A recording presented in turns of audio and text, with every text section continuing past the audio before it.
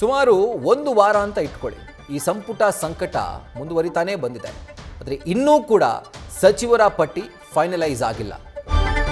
ಇದರ ಬೆನ್ನಲ್ಲೇ ಮಾಜಿ ಸಿಎಂ ಹಾಲಿ ಸಿಎಂ ಬೆಂಗಳೂರಿಗೆ ವಾಪಸ್ ಆಗಿದ್ರೆ ದೆಹಲಿಯಲ್ಲಿ ಕೆಪಿಸಿಸಿ ಅಧ್ಯಕ್ಷ ಬಿಕೆ ಹರಿಪ್ರಸಾದ್ ಬೀಡು ಬಿಟ್ಟಿದ್ದಾರೆ. ಪ್ರತ್ಯೇಕ ಮಾತುಕತೆಯನ್ನು ಹೈಕಮಾಂಡ್ ಇವರೊಟ್ಟಿಗೆ ನಡೆಸಿದೆ. ಡಿಕೆಶಿ ಸಿದ್ದು ಸಭೆ ಮುಗಿಸಿ ಅವರು ತೆರಳಿದ್ರು. ಇದಾದ ನಂತರ ಹೈಕಮಾಂಡ್ ನಾಯಕರು ಪ್ರತ್ಯೇಕವಾಗಿ ಬಿಕೆ ಹರಿಪ್ರಸಾದ್ ಅವರೊಟ್ಟಿಗೆ ಮಾತನಾಡಿದ್ದಾರೆ. ಸುಮಾರು 20 ನಿಮಿಷಗಳ ಕಾಲ ಚರ್ಚೆ ಆಗಿದೆ ಅನ್ನುವಂಥ ಮಾಹಿತಿ. ಪ್ರತ್ಯೇಕವಾಗಿ ಇವರ ಜೊತೆಗೆ ರಾಹುಲ್ ಗಾಂಧಿ, ಕೆಸಿ ವೇಣುಗೋಪಾಲ್ ಹಾಗೆ ಎಐಸಿಸಿ ಅಧ್ಯಕ್ಷ ಮಲ್ಲಿಕಾರ್ಜುನ ಖರ್ಗೆ ಅವರು ಚರ್ಚೆ ಮಾಡಿದ್ದಾರೆ. ಇನ್ನು ಇವರ ಅಭಿಪ್ರಾಯ ಏನಿತ್ತು ಅದನ್ನು ಪ್ರತ್ಯೇಕವಾಗಿ ಹೈಕಮಾಂಡ್ ನಾಯಕರು ಆಲಿಸಿದ್ದಾರೆ. ಅವರ ಅಭಿಪ್ರಾಯ ಈ ಸಂಪುಟ ವಿಸ್ತರಣೆ ಬಗ್ಗೆ ಏನಿತ್ತು ಅದನ್ನು ಹೈಕಮಾಂಡ್ ನಾಯಕರು ಪಡೆದುಕೊಂಡಿದ್ದಾರೆ. ಸೋಮವಾರ ನೂತನ ಸಚಿವರ ಪ್ರಮಾಣ ವಚನ ಕಾರ್ಯಕ್ರಮ ನಡೆಯುತ್ತೆ ಅನ್ನುವಂಥ ಮಾಹಿತಿ ಇದೆ. ಆದರೆ ಈ ಒಂದು ಮಾತುಕತೆ ಒಂದು ರೀತಿ ಕುತೂಹಲ ಮನೆ ಮಾಡುವಂತೆ ಮಾಡಿದೆ. ಯಾಕಂದರೆ ಇನ್ನೂ ಸಚಿವರ ಅಂತಿಮ ಲಿಸ್ಟ್ ಫೈನಲೈಸ್ ಆಗಿಲ್ಲ. ಜಸ್ಟ್ ಚರ್ಚೆಯನ್ನು ಮಾಡಿ ಮಾಜಿ ಸಿಎಂ ಸಿದ್ದರಾಮಯ್ಯ, ಮುಖ್ಯಮಂತ್ರಿ ಡಿಕೆ ಶಿವಕುಮಾರ್ ಬೆಂಗಳೂರಿಗೆ ವಾಪಸ್ ಆಗಿದ್ದಾರೆ. ಇವತ್ತು ಗುರುವಾರ,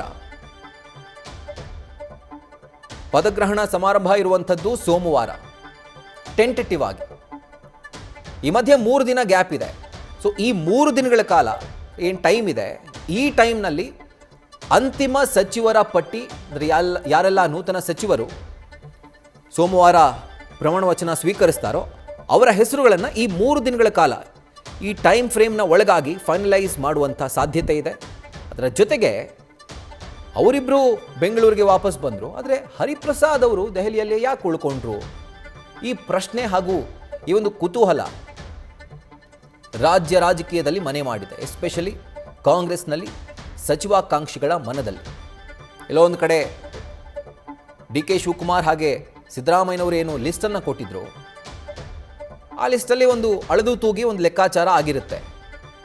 ಆ ಲಿಸ್ಟ್ನಲ್ಲಿ ಏನಾದರೂ ಅಡಿಷನ್ ಡಿಲೀಷನ್ ಮಾಡಿಸುವಂಥ ಕೆಲಸಕ್ಕೆ ಹರಿಪ್ರಸಾದ್ ಅವರು ಮುಂದಾದ್ರ ಅಥವಾ ಮುಂದಾಗ್ತಾರಾ ಗೊತ್ತಿಲ್ಲ. ಸೊ ಹೀಗಾಗಿ ಸಚಿವಾಕಾಂಕ್ಷಿಗಳ ಎದೆಯಲ್ಲಿ ಈ ಒಂದು ಮೀಟಿಂಗ್ ಢವಢವ ಹೆಚ್ಚು ಮಾಡಿದೆ.